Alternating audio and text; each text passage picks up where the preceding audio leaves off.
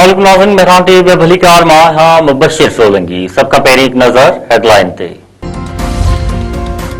अमरीकी सदर Donald Trump चयो आहे त ईरान डील बाबति मामला घणी हद ताईं मुकमल करे वरिता आहिनि। मुस्लमान अख़बारनि सां ॻाल्हि ॿोल मस्बत रही।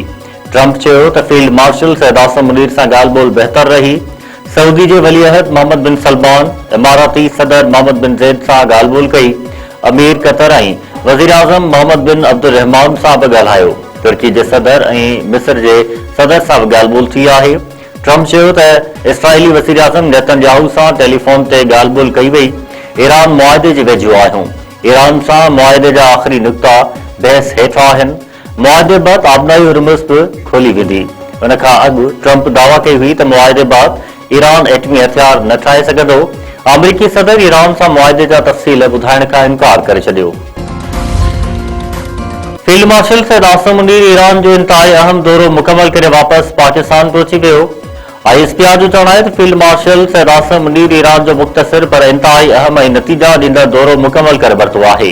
फील्ड मार्शल जूं दौरे दौरान ईरानी क़यादत सां मस्बत ऐं तामीरी माहौल में ॻाल्हियूं थियूं। गुज़िरियल 24 कलाकनि दौरान थींदड़ सफ़ारती सरगर्मियुनि जे नतीजे में हौसलो ॾींदड़ अॻबराई थी आहे। ISPR मूजिबि दौरो ख़िते में जारी छिकताण जे पस मंज़र में पाकिस्तान जे चाकड़ी वारियुनि कोशिशुनि जो हिसो हो, जंहिंजो मक़सदु छिकताण में घटिताई आणणु ऐं तामीरी सफ़ारती अॻबराई खे वधाइणु आहे। अमरीकी परदेस वज़ीर मार्को रूबियो चयो आहे त ईरान सां ॻाल्हियुनि में कुझु अॻबराई थी आहे। थी सघे थो अॼु या सुभाणे ईंदड़ थोरनि ॾींहंनि अंदरि ऐलान करण लाइ असां वटि कुझु मौजूदु हुजे। भारतीय दौरे दौरान नईं दिल्ली में मीडिया सां ॻाल्हि ॿोल कंदे मार्को रूबियो चयो त हू ईरान जंग जे हवाले सां सुठी ख़बर लाइ पुरउमीद आहे। उमीद आहे त थी सघे थो ईरान जंग जे ख़ात्मे लाइ मुआहिदो क़बूल करे छॾे।